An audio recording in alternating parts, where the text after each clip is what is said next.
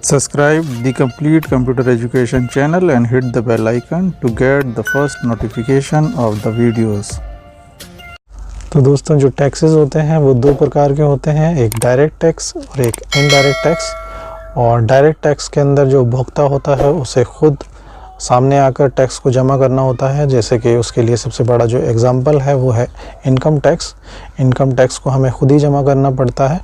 उसी तरीके से कॉर्पोरेट टैक्स, जो कंपनीज़ होती हैं जो इनका सालाना जो भी इनकम उनकी होती है वो अपने प्रॉफिट के आधार पर, टर्नओवर के आधार पर ही कॉर्पोरेट टैक्स जो है गवर्नमेंट को जमा करती हैं। डायरेक्ट टैक्स के अंदर कुछ ऐसी चीज़ें भी आ जाती हैं जैसे कि आपने कोई महंगी चीज़ या कोई गुड्स या कोई बॉन्ड्स या संपत्ति आपने सेल आउट करी, उसमें आपने काफ़ी गेंस कमाया है, काफ़ी फ़ायदा लिया है, तो उस अगेंस्ट में भी गवर्नमेंट को आपको डायरेक्टली जो है टैक्स पेड करना होगा।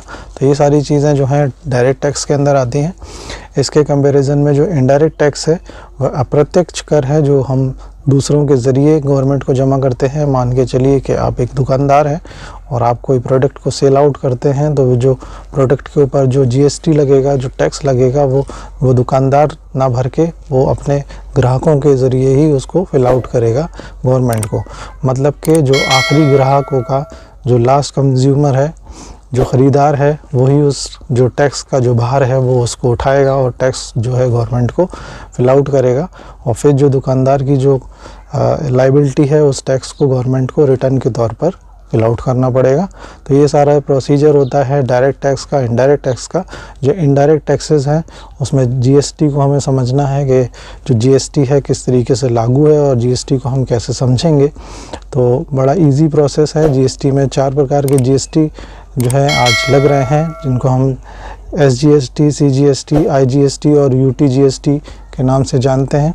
तो एक एक करके हम इन चारों को समझ लेते हैं। जैसे कि आप जानते हैं 4 प्रकार के जीएसटी अवेलेबल हैं, 4 प्रकार के जीएसटी बिल में लगाए जा रहे हैं, आईजीएसटी, सीजीएसटी, एसजीएसटी और यूटीजीएसटी।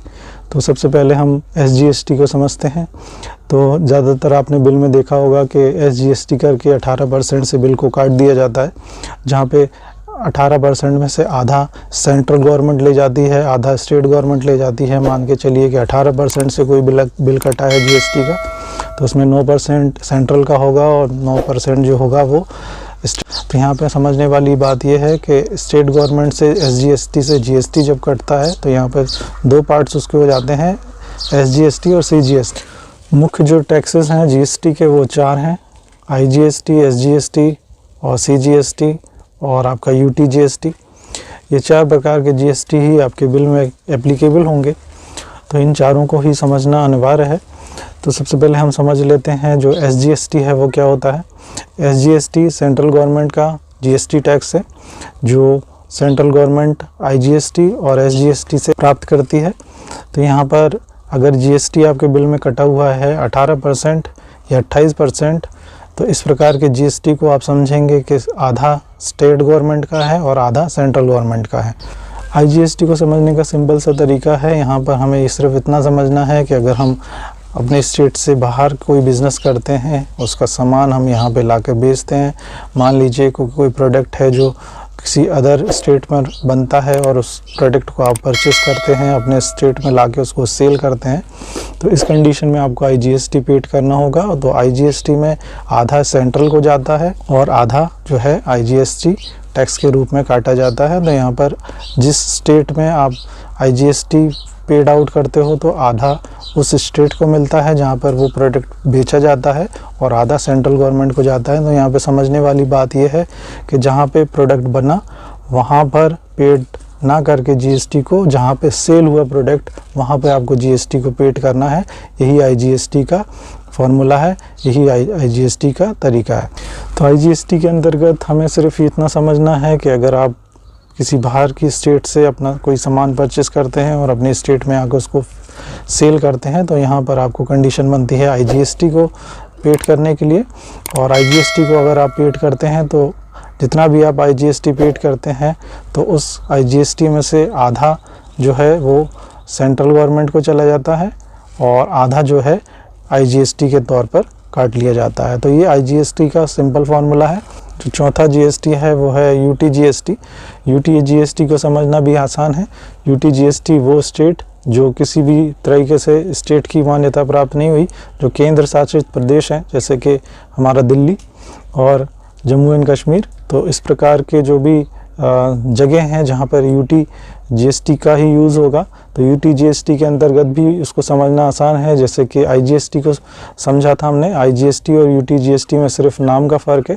जिस तरीके से यूटी जीएसटी काटा जाएगा तो यूटी जीएसटी में जितना भी यूटी जीएसटी कटेगा उसमें से आधा जो है केंद्र ले जाएगी, यानी कि सेंट्रल गवर्नमेंट ले जाएगी, और आधा जो है वो जो यूटी जो केंद्र शासित प्रदेश है उसको मिलेगा। तो यहाँ पे इसको समझना भी इजी है। यूटी जीएसटी अगर काटा जाता है तो वहाँ पर आधा केंद्र का और आधा उस केंद्र शासित प्रदेश का होगा जहाँ पर यूटी जीएसटी को काटा है। जीएसटी के अंदर एक मुख्य चीज़ और है समझने के लिए कि जीएसटी आउटपुट और जीएसटी इनपुट को कैसे समझेंगे, और इसको समझना बहुत ज़्यादा ज़रूरी है क्योंकि बहुत लोगों को ये कन्फ्यूज़न है कि हमने एक जगह टैक्स दिया, उस स्टेट से हम उस सामान को परचेस करके लाए और टैक्स हमने ऑलरेडी पेड कर दिया, जीएसटी ऑलरेडी पेड कर दिया, अब हम उसको सेल आउट करेंगे, हमसे फिर से हमें जो है जीएसटी को पेड करना पड़ेगा। तो इस कंडीशन को समझने के लिए हमें जीएसटी इनपुट और जीएसटी आउटपुट को ही समझना होगा। यदि मान लीजिए किसी प्रोडक्ट के लिए आपने 10% टैक्स ऑलरेडी फिल आउट कर लिया और उस प्रोडक्ट की जो कीमत है वो 100 रुपये है, और आपने उसी जो प्रोडक्ट है उसके अंदर 50 रुपये बढ़ाकर उसको आगे सेल आउट कर दिया, तो उस जो 150 रुपये अब कीमत उस प्रोडक्ट की हो गई है, अब आपने उसको जो सेल किया उस वो 150 रुपये की कीमत पर आपने 10% के हिसाब से जीएसटी काट दिया। तो यहाँ पर आप ऑलरेडी उसके ऊपर 10% पहले ही जमा कर चुके हो, और अब आप जो सेल करोगे तो 10% फिर से उसके ऊपर बढ़ गया, तो इसका मतलब वो 10 और 10 20% जीएसटी हो गया। तो यहाँ पर ऐसा नहीं है।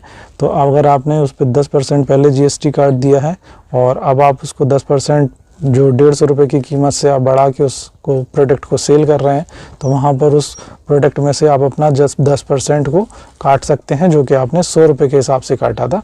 अब उसको आप बेच रहे हो 150 रुपये के हिसाब से, तो जो बीच का अंतर होगा, जो इनपुट और आउटपुट के बीच के अंतर जो निकलेगा वो गवर्नमेंट ले जाएगी, और आप अपना जो 10% का जीएसटी है आप उसको काट सकते हैं। तो ये सिंपल कंडीशन है, यहाँ पर बिल्कुल भी कंफ्यूजन नहीं है कि आपका जो 2 बार जीएसटी को जमा करना पड़ेगा या 3 बार जमा करना पड़ेगा। यहाँ पे सिंपल है, यदि आप किसी प्रोडक्ट को सेल आउट करते हैं और उस प्रोडक्ट के लिए आप पहले से जीएसटी फिल कर चुके हैं, तो आगे अगर उसको आप कीमत बढ़ाकर अगर आप बेचते हो तो सिर्फ बढ़ी हुई कीमत का जीएसटी ही गवर्नमेंट को आपको जमा करना पड़ेगा, ना कि फिर दोबारा आपको जीएसटी जमा करना पड़ेगा। आप पहले जो % पर जीएसटी को फिल आउट कर चुके हो वो परसेंटेज आप उसमें से काट सकते हैं। ये बहुत इजी प्रोसेस है, इसको बस सिर्फ समझने भर की देर है। जीएसटी में एक मुख्य पार्ट और है जिसको समझना बहुत ज़रूरी है, वो है HSN नंबर का। ये इंटरनेशनल नंबर है प्रोडक्ट को कैटेगराइज करने के लिए, जहाँ पर आप प्रोडक्ट को वर्गीकृत करते हैं सही तरीके से। तो ये इंटरनेशनल तरीका है जो अब इंडिया में यूज़ हो रहा है क्योंकि जीएसटी लागू हो चुका है, और जीएसटी में HSN कोड क्या है इसको समझना आसान है। तो सबसे पहले आपको ये जानना होगा कि आपका जो बिज़नेस है उसका टर्नओवर क्या है। यदि आपका बिज़नेस 1.5 करोड़ के अंदर है, मतलब आपका साल भर के बिज़नेस का जो टर्नओवर है वो सिर्फ 1.5 करोड़ के अंदर है, तो आपको कोई भी HNS कोड यूज़ नहीं करना होगा। और यदि आपका बिज़नेस 1.5 करोड़ से 5 करोड़ के बीच का है, आपका जो टर्नओवर है साल का 1.5 करोड़ और 5 करोड़ के बीच में है, तो इस कंडीशन में आपको HSN कोड के 2 डिजिट लास्ट के राइट साइड से आपको अपने जो बिल बुक है या जो आप बिल रिटर्न करते हैं कस्टमर को उसमें मेंशन करने पड़ेंगे, राइट साइड से 2 डिजिट।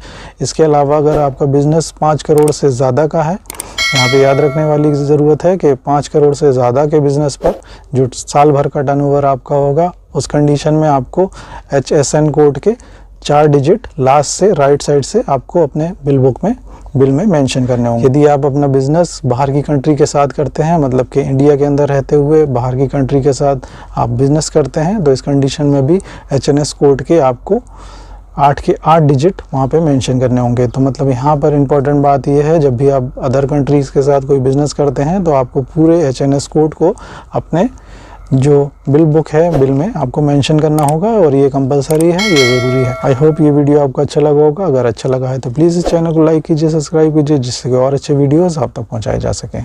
धन्यवाद।